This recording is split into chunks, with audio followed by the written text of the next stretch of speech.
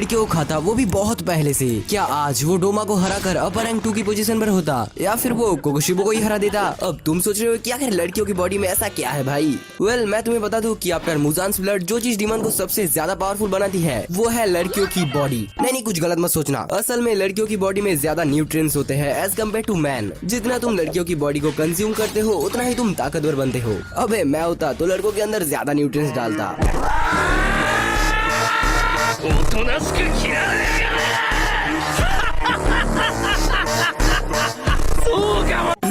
वो जरा कुछ ज्यादा ही एडिटिंग में बहक गया। Well, back to the topic. देखा जाए तो हम सबको पता है कि आखिर आकाजा क्यों लड़कियों को खाता नहीं था। बेचारा प्यार तो कर पाया, बट जैसे कि तुम्हारे और मेरी खुशी को देखकर कुछ लोग सह नहीं पाते, वैसे ही आकाजा और उसके मास्टर की खुशी को देखकर कुछ लोग सह नहीं पाए और आखिर में बेचारा एक नॉर्मल लाइफ भी जी नहीं पाया। देखो भाई, आसान शब्दों में कहूँ तो आकाजा अपने प्यार की वजह से लड़कियों को कभी टच तक नहीं करता था। लेकिन इस वीडियो के लिए हम ऐसा मान लेते हैं कि डीमन बनने के बाद आकाजा अपनी सारी यादों को खो देता है और एक प्योर इविल बन जाता है। जैसे कि डोमा ने कहकर रखा है कि अगर आकाजा लड़कियों को खाना शुरू कर दे तो वो डोमा तक को सरपास कर सकता है। एक मिनट, क्या उसने ये कहा भी था या फिर मुझे गलतफहमी हो रही है? वेल, जो भी हो, क्योंकि आकाजा डोमा से पहले डीमन बना था तो ऐसा मान लेते हैं कि वो काफी टाइम से लड़कियों को कंज्यूम कर रहा है एंड इसीलिए अपर रैंक की पोजीशन में कोकोशिबो सेम टू सेम नंबर 1 रहेगा। क्योंकि भाई मुझे नहीं लगता कि लड़कियों को खाने के बावजूद भी आकाजा कोकोशिबो को कभी हरा भी पाता। बट आकाजा इस बार अपर रैंक 2 की पोजीशन में होगा, वही डोमा अपर रैंक 3 की एंड बाकी सेम टू सेम रहेंगे। अब नाउ बढ़ते हैं मुगेन ट्रेन की ओर, क्योंकि डीमन स्लेयर के अंदर हमें सबसे पहले आकाजा वहीं दिखा था। तो अब यहीं से वीडियो और भी ज्यादा मजेदार होने वाला है, क्योंकि एनमो के मरने के बाद वहाँ पर एंट्री होती है आकाजा की। और जैसे ही करंट टाइमलाइन में आकाजा रेनगोकू के साथ खेल रहा था, जो कि उसकी सबसे बड़ी भूल थी, क्योंकि अंत में रेनगोकू ने उसकी फाड़ कर रख दी थी। लेकिन इस टाइमलाइन में शायद से ही आकाजा रेनगोकू के साथ खेलेगा, इसलिए रेनगोकू का डोनट कब बन जाएगा ये हमें पता भी नहीं चलेगा। साथ ही में मैं कहना तो नहीं चाहता, पर तांजीरो और इनोसुके इन दोनों का भी डोनट बन जाएगा। मीन्स कि अब मेन कैरेक्टर ही मर चुका है, तो क्या अब आगे स्टोरी बढ़ भी पाएगी? सैडली जिसका जवाब यस है, यस। लेकिन यहाँ हमारे पास टोटल 2 टाइमलाइन होंगे। फर्स्ट टाइमलाइन वैसा ही होगा जैसा कि मैंने तुम्हें अभी थोड़ी देर में बताया है, बट सेकंड टाइमलाइन थोड़ा अलग होगा, क्योंकि उसमें मैं लिटरली रेनगोकू को जिंदा करने वाला हूँ, इसलिए वीडियो को पूरा जरूर देखना। वेल, फर्स्ट टाइमलाइन की बात करें तो अब रेनगोकू, तांजीरो, इनोसुके ये तीनों ही मारे जा चुके हैं, इसलिए हम ऐसा मान लेते हैं कि उन तीनों के मरने के बाद आकाजा वहाँ से चला जाता है। बट अभी भी इस टाइमलाइन में 2 लोग जिंदा है। अब ये 2 लोग कौन है ये जानने से पहले आकाजा वहाँ से चला क्यों जाएगा ये जानते हैं। देखो, उसका मिशन था हानाफुदा इयरिंग वाले लड़के को जान से मार देना। साथ ही साथ उसने एक हासिरा और हमारे लॉर्ड इनोसुके को भी मार दिया है, इसलिए वो उन ट्रेन के नीचे दबे हुए लोगों पर कोई दिलचस्पी नहीं दिखाएगा एंड वहाँ से चला जाएगा। लेकिन अभी भी वहाँ पर जेनेत्सु और नेजुको है। देखा जाए तो तांजीरो और इनोसुके ने एंटरटेनमेंट डिस्ट्रिक्ट आर्क के अंदर काफी बड़ा रोल निभाया था एंड अब उन दोनों के एब्सेंस में टेंगेन जेनेत्सु, नेजुको और कानाओ को लेकर जाएगा, क्योंकि हमारा लौंडा जेनेत्सु लड़कियों को बचाने के चक्कर में फंस जाएगा। और तुम्हें तो पता ही है कि वहाँ पर कानाओ भी मौजूद थी, जो कि एक डीमन स्लेयर भी है, तो या टेंगेन उसे भी साथ लेकर जाएगा। अब यहाँ से स्टोरी और भी ज्यादा इंटरेस्टिंग होने वाली है। सबसे पहले ग्योतारो के साथ फाइट करेगा टेंगेन, वही डाकी के साथ फाइट करेगा जेनेत्सु, नेजुको और कानाओ। अब फाइट कुछ ऐसे होगा कि ये तीनों मिलकर डाकी को संभाल लेंगे, लेकिन दूसरी तरफ टेंगेन ग्योतारो को हरा नहीं पाएगा और मेन टाइमलाइन की तरह इस बार भी वो हार जाएगा, जिसकी वजह से ग्योतारो डाकी के पास चला जाएगा एंड वहाँ पर आते ही वो इजीली इन तीनों को मार देगा। लेकिन हम सबको पता है कि मेन टाइमलाइन में टेंगेन अभी तक मरा नहीं था, वो तो बस उसका हार्ट कुछ देर के लिए बंद हुआ था एंड बाद में वो उठ खड़ा हुआ था। सो या हमारे इस टाइमलाइन में भी सेम टू सेम होगा। टेंगेन फिर से फाइट को ज्वाइन करेगा और अब वो अकेला डाकी और ग्योतारो के साथ फाइट करेगा। लेकिन तभी कहानी में एक बहुत बड़ा ट्विस्ट आएगा और ओबेनाई, जो कि मेन टाइमलाइन में थोड़ी देर बाद पहुंचा था, लेकिन इस टाइमलाइन में वो कुछ जल्दी ही पहुंच जाएगा। देखो भाई, ओबेनाई ने इन्फिनिटी कैसल आर्क के अंदर मुजान को काफी अच्छी खासी टक्कर दी थी, तो मुझे ऐसा लगता है कि वो इजीली ग्योतारो को संभाल लेगा। बात करें डाकी की तो उसे टेंगेन देख लेगा। इसका मतलब फाइनली 100 सालों में एक अपर रैंक डीमन मारा जा चुका है, जिसके लिए कुछ ज्यादा ही कुर्बानियां लग गई।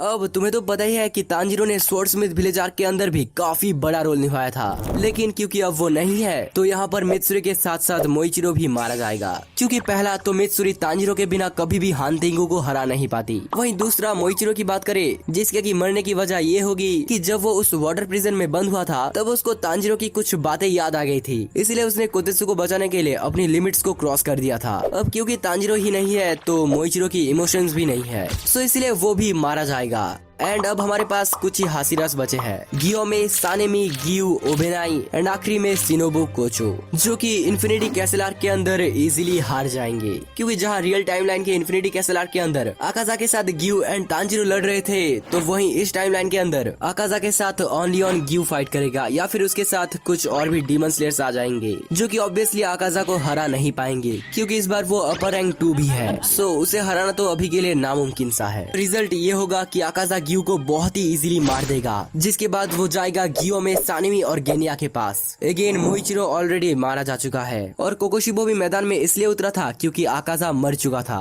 सो इस बार कोकोशिबो को भी मैदान में उतरने की कोई जरूरत नहीं पड़ेगी। आकाजा इन तीनों को कड़ी टक्कर देगा, लेकिन आकाजा कहीं ना कहीं हारने लगेगा एंड तभी वहाँ पर एंट्री होगी डोमा की, जो कि अभी अपर रैंक 3 की पोजीशन पर है। अब तुम लोग सोच रहे होगे कि आखिर डोमा शिनोबु के पॉइजन से कैसे बचा? वेल, इसका आंसर काफी सिंपल है। देखो, जब शिनोबु के पॉइजन से डोमा की हालत काफी ज्यादा खराब हो चुकी थी, तब उसी मौके का फायदा उठाते हुए इनोस्के और कानाओ ने डोमा के सर को उसके धड़ से अलग कर दिया एंड यही वजह थी कि डोमा फिर से रीजनरेट भी नहीं हो पाया। लेकिन क्योंकि इस बार शिनोबु उसके साथ अकेली लड़ रही थी, तो उसका पॉइजन तो ठीक काम करेगा, लेकिन उसका सर उड़ाने के लिए कोई भी नहीं रहेगा और वो आराम से उस पॉइजन को कंज्यूम कर लेगा, जिसके लिए थोड़ा टाइम जरूर लगेगा। एंड फाइनली ये दोनों अपर मून्स मिलकर इन तीनों को ही मार देंगे और पूरा का पूरा सीरीज का सत्यानाश हो जाएगा। वेल, अब बढ़ते हैं हमारे सेकंड टाइमलाइन में, जिसमें कि मैं लिटरली रेनगोकू को जिंदा करने वाला हूँ। वो कैसे, चलो आगे जानते हैं। सबसे पहले इस बार मुगेन ट्रेन में एक नहीं बल्कि 2 हाशिरास होंगे। फर्स्ट तो हमारा रेनगोकू, सेकंड कौन है ये जानने से पहले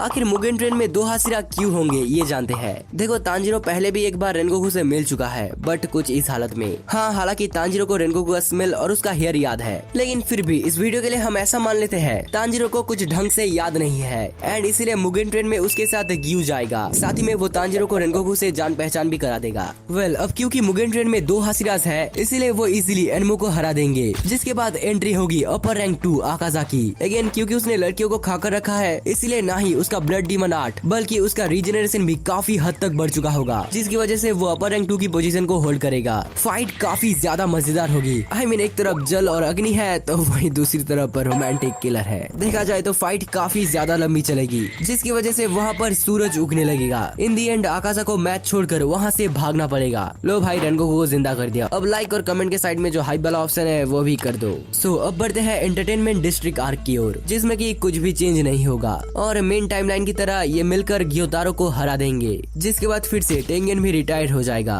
सेम टू सेम वैसे ही स्वर्डस्मिथ विलेज आर्क के अंदर भी कुछ खास चेंज नहीं होगा। एंड अब हमारे पास बचे हुए हैं टोटल 8 हाशिरास, वो भी रेनगोकू को लेकर, जिसकी वजह से इन्फिनिटी कैसल आर्क के अंदर काफी सारे चेंजेस हो सकते हैं, जैसे कि अपर रैंक 1 यानी कि कोकोशिबो के साथ फाइट करेंगे गियोमे, सानेमी, मोइचिरो और गेनिया, जिनकी फाइट एग्जैक्टली सेम रहेगी मेन स्टोरी लाइन जैसा। मतलब गेनिया और मोइचिरो ये दोनों ही मारे जाएंगे। वही डोमा के साथ कानाओ, शिनोबु और इनोस्के लड़ेंगे, जिसका की प्लॉट भी सेम रहेगा। एंड आखिर में शिनोबु मारी जाएगी। फिर जेनेत्सु की फाइट, जो कि अगेन सेम टू सेम रहेगी। वो बंदा लिटरली अकेले ही काइगाकू को मार देगा। बाकी बचे ओबेनाई और मेत्सुरी, ये भी इजीली नाकिमे को हरा देंगे। भाई, अगर सब सेम टू सेम है तो आखिर चेंज क्या हुआ है? क्यों तुम ऐसा ही सोच रहे हो ना? वेल, चेंज तो अब आकाजा के साथ होने वाले फाइट में आएगा, जिसके साथ ऑब्वियसली गियू और तांजीरो लड़ेंगे। लेकिन एक और बंदा जो ऐड होगा वो है रेनगोकू। अब क्योंकि आकाजा बहुत ही ज्यादा पावरफुल हो चुका है, इसलिए इन तीनों की फाइट काफी ज्यादा मुश्किल होगी। लेकिन इस बार गियू के साथ साथ रेनगोकू भी अपना डीमन स्लेयर मार्क अनलॉक कर लेगा और मुझे ये भी लगता है कि इस टाइम पर रेनगोकू काफी ज्यादा स्ट्रॉन्ग भी हो चुका होगा, इसलिए आखिर में आकाजा हार जाएगा